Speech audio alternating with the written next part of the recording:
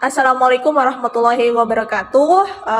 Kan kita itu dari kelompok 10 akan menjelaskan mengenai pendidikan dan perubahan sosial yang sudah tertera ya di layar itu apa yang akan kita bahas. Nah, di mana itu ini adalah untuk mata kuliah Sosiologi Pendidikan.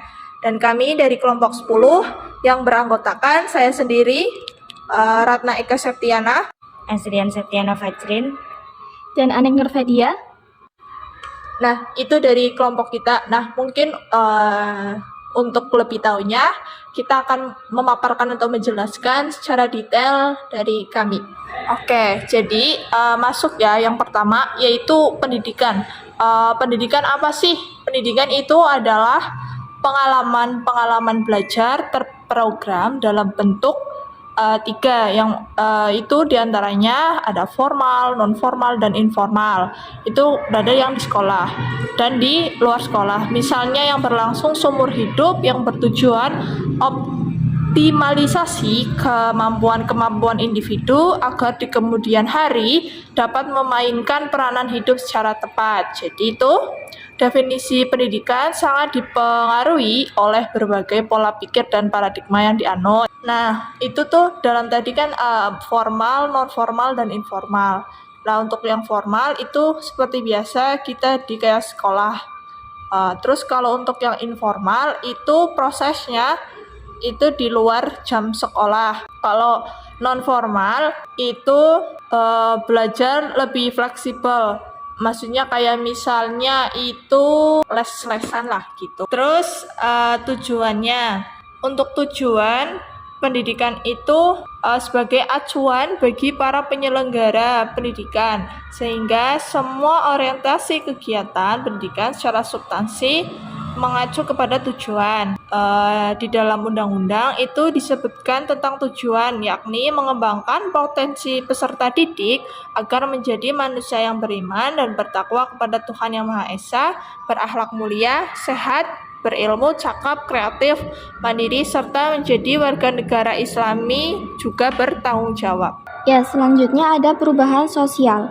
Perubahan sosial adalah suatu proses yang terjadi dalam masyarakat yang melibatkan perubahan dalam nilai-nilai, norma, dan perilaku. Konsep-konsep perubahan sosial yang relevan dalam konteks ini itu yang pertama ada modernisasi.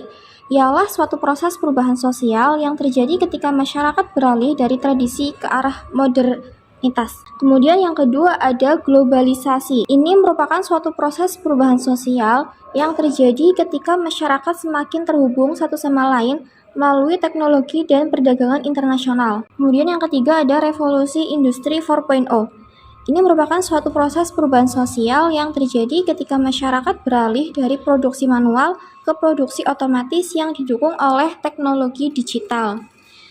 Dan yang terakhir ini ada perubahan demografi. Ini merupakan suatu proses perubahan sosial yang terjadi ketika masyarakat mengalami perubahan dalam struktur populasi seperti peningkatan jumlah penduduk tua atau penurunan tingkat kelahiran. Ya, selanjutnya ada faktor-faktor penyebab perubahan sosial. Dibagi menjadi 2, ada faktor internal dan faktor eksternal. Untuk faktor internal, yang pertama ada penemuan baru. Ilmu pengetahuan dan teknologi yang semakin hari kian berkembang pesat membuat masyarakat banyak menemukan hal-hal baru yang dapat mempermudah kegiatan mereka. Kemudian yang kedua ada berubahnya jumlah penduduk. Perubahan jumlah penduduk akan mengakibatkan berbagai permasalahan sosial dan masyarakat harus menyesuaikannya dengan melakukan perubahan. Kemudian yang ketiga ada konflik. Adanya suatu konflik menyebabkan terjadinya perubahan. Namun tak jarang ada kalanya suatu konflik juga diperlukan. Konflik juga dapat melahirkan ikatan sosial. Dan yang terakhir adanya pemberontakan. Ketidakpuasan terhadap suatu institusi atau suatu peraturan mengakibatkan adanya perubahan sosial dalam masyarakat. Ya, selanjutnya yaitu materi tentang kegunaan memahami perubahan sosial bagi pendidikan. Pemahaman terkait perubahan sosial bagi pendidikan adalah untuk mengetahui akar persoalan perubahan dan bentuk apa yang harus dilakukan pada masyarakat yang berubah tersebut. Sebagai contoh, di masa sekarang, perilaku masyarakat yang jauh berubah adalah dalam masalah pemaknaan moralitas. Makna yang diperlakukan dalam pendidikan adalah pendidikan moral dengan mengedepankan tokoh-tokoh dewasa ini. Masyarakat Indonesia mengalami kegelisahan yang mendalam. Kegelisahan tersebut dilatar belakangi oleh pertumbuhan penduduk yang tidak terkendali dan tidak mampu diimbangi dengan adanya daya dukung alam sarana prasarana kehidupan, sosial, ekonomi, pendidikan, lapangan kerja, kesehatan, transportasi, tempat tinggal, konflik sosial, radikalisme yang mengatasnamakan agama, dan lain sebagainya. Kemudian ada dampak pendidikan dan perubahan sosial. Menurut IDI, pendidikan mempunyai fungsi untuk mengadakan perubahan sosial, memiliki beberapa fungsi, yaitu yang pertama ada melakukan reproduksi budaya, kemudian ada difusi budaya, kemudian ada mengembangkan analis kultur terhadap kelembagaan-kelembagaan tradisional, kemudian melakukan perubahan-perubahan dan modifikasi singkat ekonomi sosial tradisional, dan melakukan perubahan yang lebih mendasar terhadap institusi-institusi tradisional yang telah ketinggalan. Adapun Tirto Sudarmo Riwanto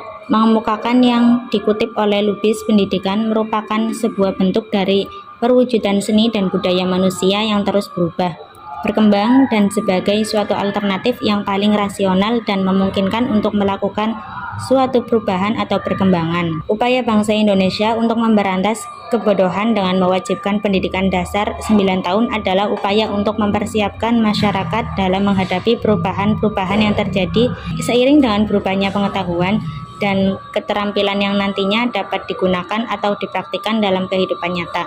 Maka perubahan sosial sebagai akibat dari perubahan orientasi pendidikan juga akan terjadi. Ya, terima kasih semuanya. Itu adalah pemaparan dari kita bertiga mengenai pendidikan dan perubahan sosial. Sungguh menarik ya, apa aja sih yang berada di isinya itu. Nah, untuk itu, sekian, terima kasih penjelasan dari kelompok kita. Wassalamualaikum warahmatullahi wabarakatuh. Thanks for watching. Jangan lupa subscribe, like, dan komen.